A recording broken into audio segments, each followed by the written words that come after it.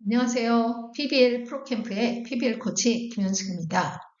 오늘 5D PBL을 주제로 여러분께 처음 인사를 드려요. 여러분, 우리는 지금 인공지능이라고 하는 거대한 파도 앞에 서 있습니다. 어떤 분들은 걱정하는 분도 계시고 또 어떤 분들은 감탄하면서 열심히 업무 현장에서 AI를 밀도 있게 활용하는 분들도 아주 많이 계십니다. 오늘 우리가 나눌 첫 번째 이야기는 바로 이 질문에서 시작합니다. AI가 인간에게 모든 지식을 알려주고 또 웬만한 것을 자동화해서 해결해주는 그런 시대예요. 그런데 왜 굳이 우리는 AI한테 의존하지 않고 이 형식조차 명료하지 않은 그런 이 막연한 PBL에 관심을 갖게 되었을까요? 바로 그겁니다. AI가 다 해주니까. 그럼 나는 앞으로 AI에게 대체되지 않고 무엇을 하면서 어떤 직업을 가지고 내 미래를 설계해 나갈 수 있을까? 이런 근본 질문을 할 수밖에 없어요. 그래서 PBL일 수밖에 없는 거예요. PBL은 Problem Based Learning이라고 하고요. 말 그대로 문제 중심 학습, 문제 기반 학습이라고 합니다. 그리고 또 프로젝트 기반으로 산출물을 만들어내는 과정 활동이기 때문에 프로젝트 베이스드 러닝이라고도 요새는 섞어서 많이 씁니다. 그 PBL에 우리는 5D라고 하는 절차적 학습법을 체계적으로 정립을 했습니다. 초등학생부터 성인 계층별로 소위 AI 네이티브를 만드는 그런 학습법을 축적을 하게 됐는데요. 그 학습법이 어떤 모습인지 오늘 쭉 개괄하는 그런 시간을 가집니다. 자, 그럼 본격적으로 들어가 봅니다. 여러분, 디지털 기기를 자유자재로 활용하는 친구들을 디지털 네이티브라고 그러죠. 그런데 이 디지털 네이티브가 지금은 AI 네이티브로 급격히 전환이 되고 있습니다. AI 네이티브는 AI 도구를 마치 공기처럼 일상에서 업무를 수행하는 과정이나 또는 학습을 수행하는 과정에서 필수적인 심지어 내 동료로 받아들이고 없어서는 안 되는 그러한 파트너로 적극적으로 수용하고 활용을 하고 있습니다. 여기서 질문 하나. 네. 질문은 인간이 한다. 답은 AI가 한다. 과거의 교육이 정답을 잘 맞히는 사람을 길러냈다면 지금은 좋은 질문을 던져서 AI로부터 최적의 답을 이끌어내는 그런 사람이 주목받고 그런 사람을 또 필요로 합니다. 바로 이 때문에 PBL이 주목을 받을 수밖에 없는 겁니다. 왜? PBL은 정답을 알아내는 학습이 아니라 탐구하고 사고를 확장하고 더 좋은 질문을 통해서 최적의 해법을 이끌어내는 그런 능력을 키워주는 그런 학습법이거든요. 그렇다면 AI 네이티브를 어떻게 PBL로 효과적으로 가르쳐야 될까요? 우리 에듀케이터들에게 제가 세 가지 강력한 길을 제공을 하겠습니다. 첫 번째는요. 우선 우리 아이들이 마음껏 뛰어놀 운동장을 깔아줘야 됩니다. 그 운동장의 이름이 바로 5D PBL입니다. PBL은 PBL인데 앞에 5D가 붙어요. 이것은 PBL을 체계화하고 측정 가능하게 만든 효과적인 아이들을 위한 성장 관리법이라고 하겠습니다. 이게 첫 번째 무기고요. 두 번째는 CT입니다. CT는요, AI 네이티브가 업무를 처리하는 방식을 그대로 시뮬레이션 한 거예요. 그 훈련법을 익혀서 그 기초를 바탕으로 해서 PBL로 훈련을 합니다. 마지막으로 세 번째, 루브릭입니다. 루브릭은 선생님들은 다 알고 계시죠? 성적을 매기는 일종의 기준이죠. 예, 일종의 채점표 같은 거. 그런데 그냥 채점표가 아니라 우리의 루브릭은 학생들이 문제 해결 역량을 일관되게 키워나가는 그런 방향을 안내하는 성장 나침판이 됩니다. 구체적인 지침계 이제 그렇다고 볼 수 있고요. 오늘 우리는 이 세 가지가 어떻게 하나로 연결되는지 그런 큰 그림을 그려볼 겁니다. 교육이 이루어지는 데는요, 반드시 세 요소가 필요합니다. 지금 보시는 것처럼 교수자 그룹과 학습자 그룹이 만나요. 만나서 서로 공유하는 아이템이 필요하겠죠. 이 아이템이 바로 학습 매체에 해당되는 건데 보통 내용이라고 표현을 합니다. 혹은 컨텐트. 근데 이 컨텐트로 대표적인 걸로 우리가 이제 많이 사용해 온 것들이 전통적으로 지금 쓰고 있는 교과서가 있고 또 참고서, 활동지 같은 것들이 있죠. 그런데 이제 지금 시대는 뭡니까? 바로 웹을 기반으로 제공되는 다양한 AI 학습 도구들이 어마어마하게 풍부해졌습니다. 오늘 우리가 학습할 세 가지 무기도 바로 이 영역에 들어갑니다. 이 영역을 효과적으로 활용하기 위해서 여러분은 지금 지식 전달 중심의 강사 혹은 티처가 아닌 5D PBL이라고 하는 운동장을 관리하는 관리자예요. 운동장을 관리하는 관리자면서 CT와 루브릭을 활용해서 AI 네이티브 인재를 키우는 코치가 됩니다. 어떠세요? 앞으로 이제 저랑 같이 함께 하시면서 내 모습을 한번 그려보시면 좋을 것 같습니다. 잠시요. 우리 이 대목에서 PBL의 뿌리를 한번 점검해보고 지나가면 좋을 것 같아요. PBL이 최근 들어서 급격히 관심을 받고 있는데 그 뿌리가 정말 정말 아주 깊다고 저는 생각을 합니다. 여기 이분, 스위스의 위대한 교육 사상가이면서 철학자, 실천가인데요. 이분은 프랑스 대혁명 격동기 속에서 평생 아이들을 보살피고 교육으로 헌신하신 그런 분입니다. 이분이 하신 유명한 명언, 교육은 머리로만 하는 게 아니다. 가슴으로 느끼고 손으로 직접 행해야 한다. 이것이 오늘날 교육에 끼친 영향이 어마어마하다고 합니다. 그리고 또 오른쪽에 있는 존 디. 이분은 정말 매력적인 분이라고 저는 생각을 하는데 아주 멋진 교육 철학, 또 이분이 하신 말씀 중에 또 저는 러닝 바이 듀잉 이런 말에 굉장히 공감을 해요. 그리고 또 저는 요즘에 러닝 바이 워킹이라고도 또 쓰기도 합니다. 이것은 한마디로 직접 해봐야 진정으로 배움을 얻게 된다는 겁니다. 예, 경험하고 성찰하는 거. 이 두 개의 키워드가 바로 PBL의 변치 않는 본질입니다. 네, 요즘 AI 확산 속도는 정말로 그냥 미쳤습니다. 예. 반면에 교육은 항상 느림보 같은 느낌이 있었는데 요즘에는 또 그렇지도 않은 것 같아요. 예. 초중등학교 이런 교실 풍경을 보면은 학생당 교육용 태블릿 보급부터 보조학습 소프트웨어까지 최근 뭐 2, 3년 사이에 엄청난 속도로 변화하고 있습니다. 여전히 뭐 PBL은 갈 길이 멀기는 하지만, 어쨌거나 급격한 이동 속에서 AI가 일반화되면서 반대로 그만큼 더 중요하게 부각되고 있는 공감이라고 하는 이 키워드에 저는 주목을 합니다. 페스탈로치가 말한 가슴, 이 영역이 바로 공감인데 AI는 엄청난 속도로 코딩을 하고 뭐 데이터를 분석하고 답을 줄 수 있지만 문제 자체를 발견하는 건 오직 인간만이 할 수 있다. 저는 이 부분에서는 여전히 인간만이 가진 무한한 능력을 봅니다. 우리의 5D PBL은 기술이 아닌 그래서 마음의 영역이다.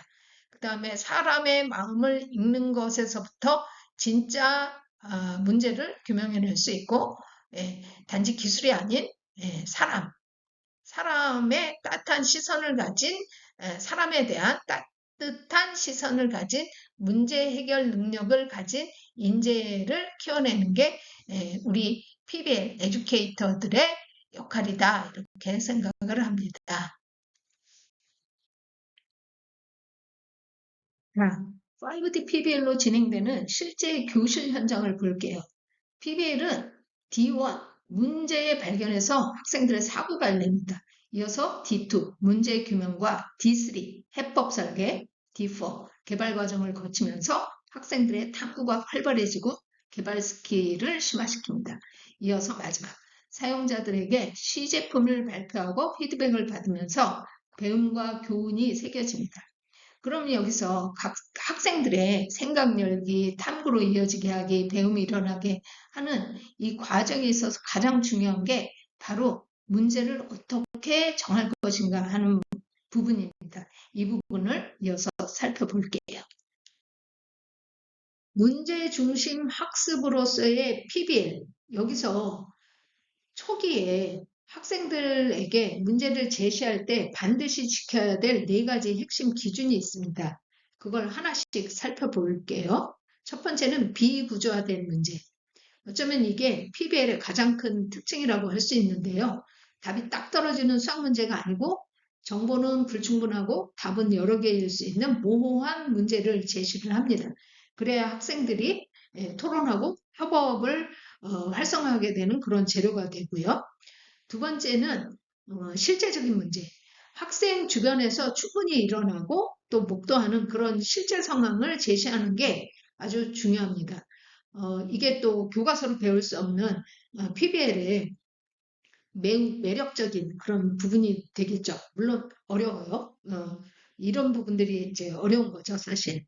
에, 어쨌거나 실제적인 문제를 발굴하는 게 PBL 코치로서 매우 중요한 능력이기도 하고요.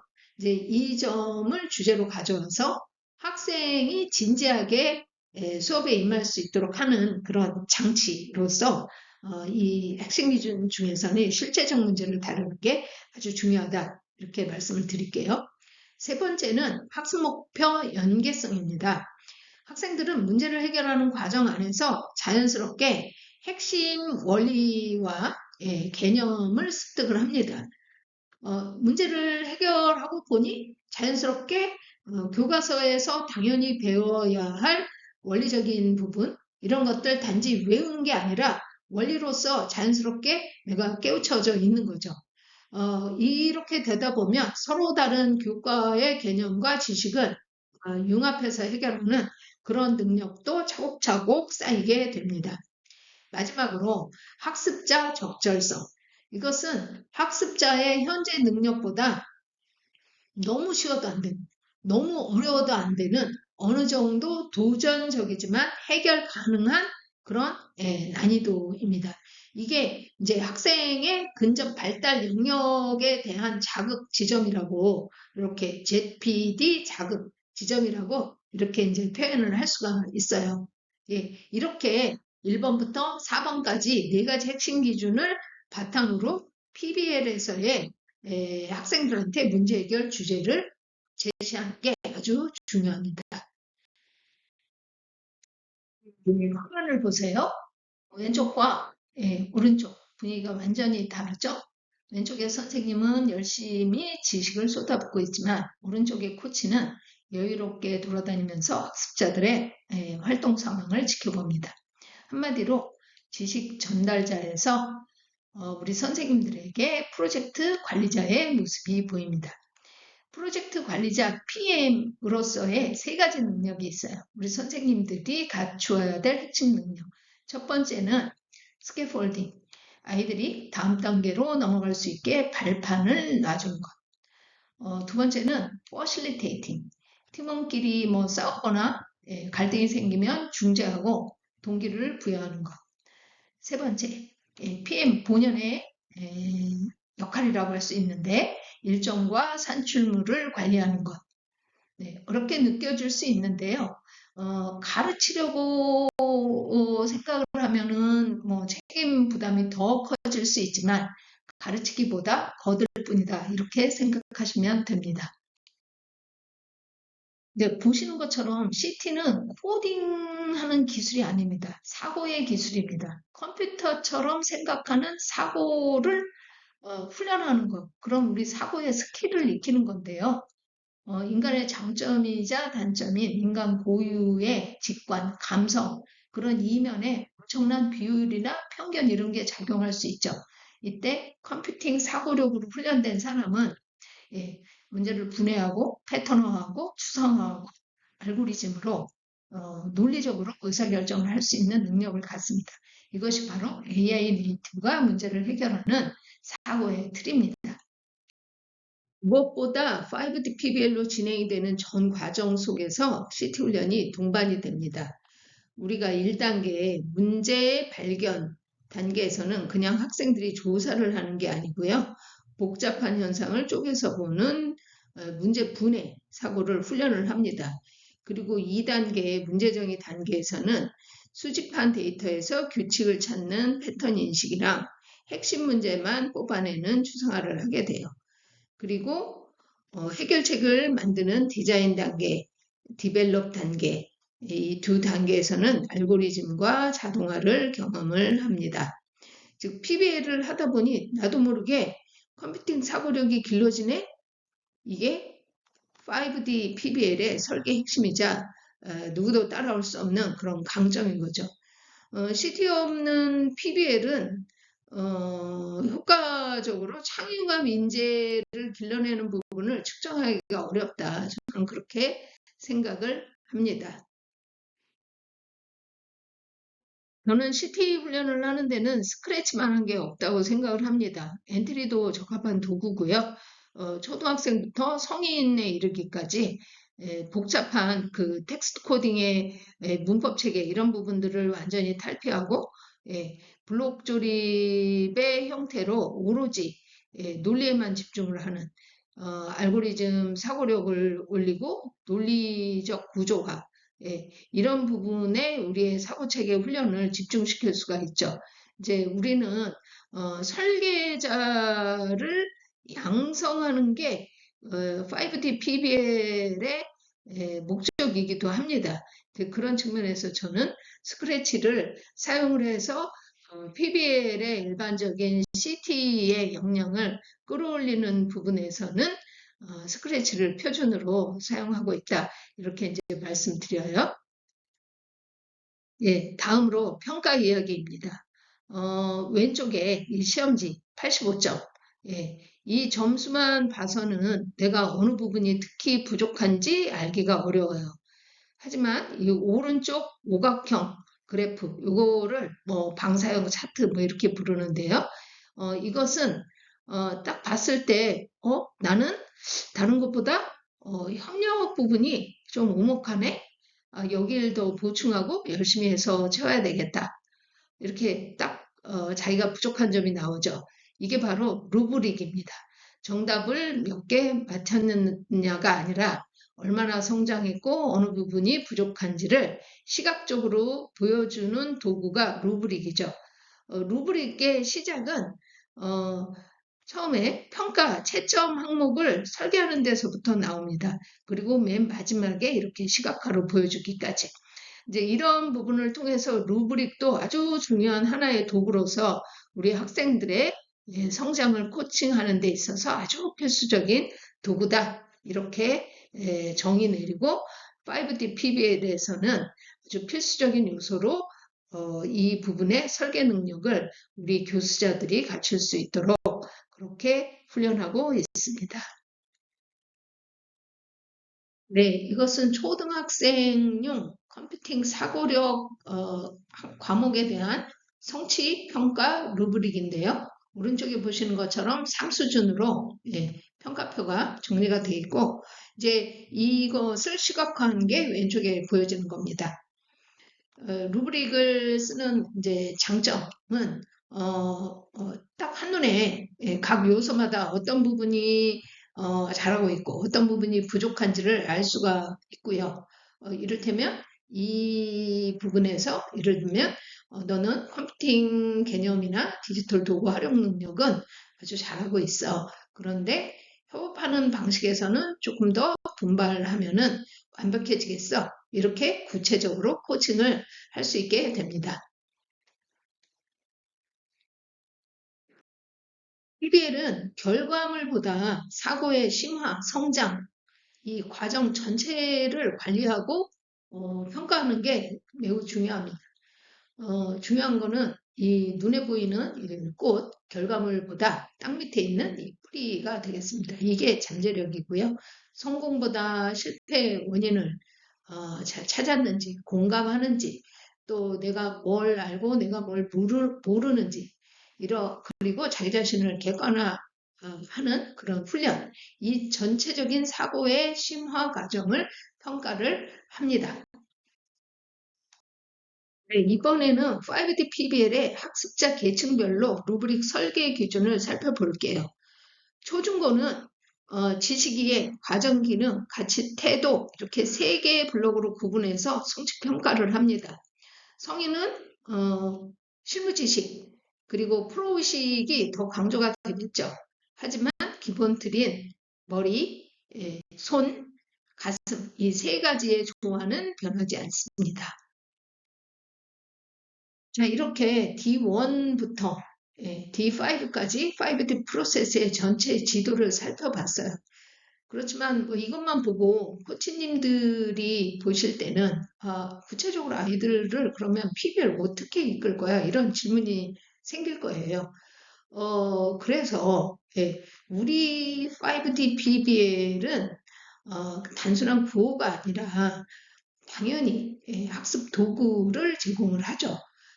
이 학습 도구들은 실제 어른들의 업무 현장에서 스타트업부터 글로벌 빅테크 기업까지 널리 구성원들이 사용하는 문제 해결 도구들입니다. 현실의 문제를 다루는 PBL 활동 학습을 진행하고 그리고 관리하려면 맨손이 아닌 실체적인 도구가 필요하겠죠. 우리는 그것을 D1 발견부터 D5 발표 단계까지 쭉 이어서 학습 도구를 활용한 교수 학습법을 연마하게 됩니다. 우리는 PBL 철학을 교육 기술로 통합했습니다. 교육 기술로서 PBL을 가르치는 겁니다. PBL을 살아 움직이게 만들고 학생들의 사고를 확장하고 현실의 문제를 해결하는 능력을 키워주는 마법봉 같은 비법들을 앞으로 하나씩 정복해 나가도록 하겠습니다. 문제를 해결하는 태도와 방식을 배운 사람은 어떤 상황이 와도 두렵지 않다고 생각을 합니다. 그런 인재를 길러내는 5D PBL 에듀케이터. 오늘 그 첫걸음을 여러분 떼셨어요. 여전히 모호하고 아직도 실체가 잡히지 않아요. 다음 시간에는 그 실체에 한 걸음 더 가까이 다가갈 수 있도록 제가 또 열심히 준비를 하겠습니다. 시작만으로도 여러분 축하드립니다. 고생 많으셨습니다.